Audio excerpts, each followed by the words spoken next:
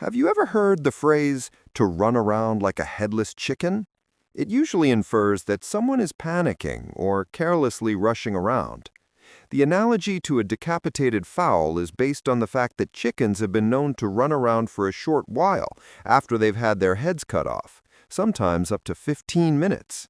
One bird, however, defied all the odds and walked around for 18 months after losing his head. This is the unbelievable story of Mike the Headless Chicken. The Cut. Mike's story begins on a farm in Fruita, Colorado in September 1945.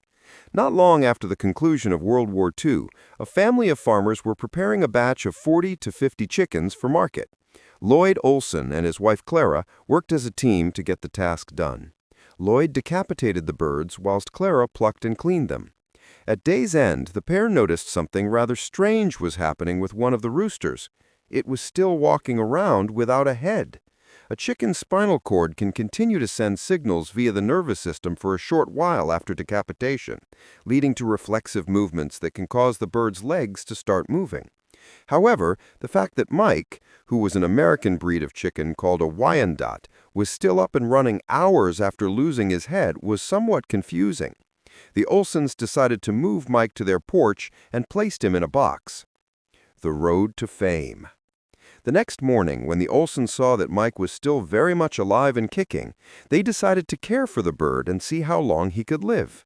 They took him with them when they went to sell the rest of the chicken carcasses at the market. For a bit of fun, Lloyd started betting people he had a living headless chicken in his wagon. Word soon spread of the miraculous Mike, and it didn't take much time at all for the local press to come knocking. Within a couple of weeks, a sideshow promoter by the name of Hope Wade traveled hundreds of miles from Utah to visit the Olson farm. He convinced them that Mike could earn a pretty penny if they traveled the country showing him off. The opportunity to earn a quick buck or two was understandably alluring for the struggling farmers, and they agreed to hit the road. Science explains the marvel. Before the masses could gawk at the bizarre sight of a living headless chicken, Mike was taken to the University of Utah in Salt Lake City. There, scientists explained the reasons behind Mike's continued existence. The majority of a chicken's brain is actually in the back of its skull, behind the eyes, so whilst Lloyd chopped off most of Mike's head, including his beak, eyes, and an ear, most of Mike's brain was left intact and continued to control vital bodily functions, such as breathing and digestion. A fortunate blood clot prevented him from bleeding to death. All in all, Mike was one lucky chicken. However, Mike still needed extra care and attention to keep him alive. Food and water were dripped directly into his esophagus via a dropper, whilst mucus was cleared from his throat with a syringe. Mike goes national.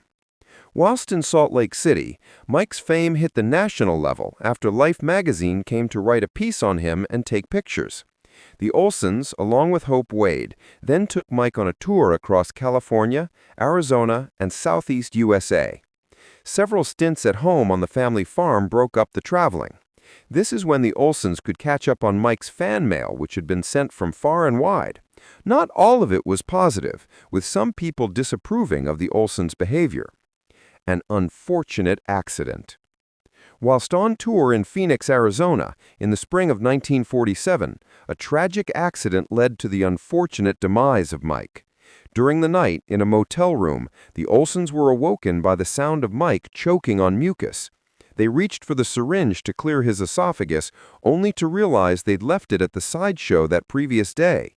Unable to find an alternative way to clear Mike's throat, the chicken suffocated to death. Realizing that they had accidentally killed the goose that laid the golden egg, embarrassment led Lloyd to tell people he'd sold Mike to another promoter in the sideshow circuit. The truth of Mike's demise didn't come to light for several decades. Lloyd finally admitted what happened to his great-grandson, Troy Waters, who believes that after his death, Mike was most likely flipped out in the desert, probably eaten by coyotes. Mike's legacy. Thanks to Mike, the Olsons were able to modernize their farming equipment and buy a new pickup truck. They continued to spend their days farming the land with fond memories of their time on the road traveling the country. As for Mike, he remains the only known chicken to have lived so long without a head.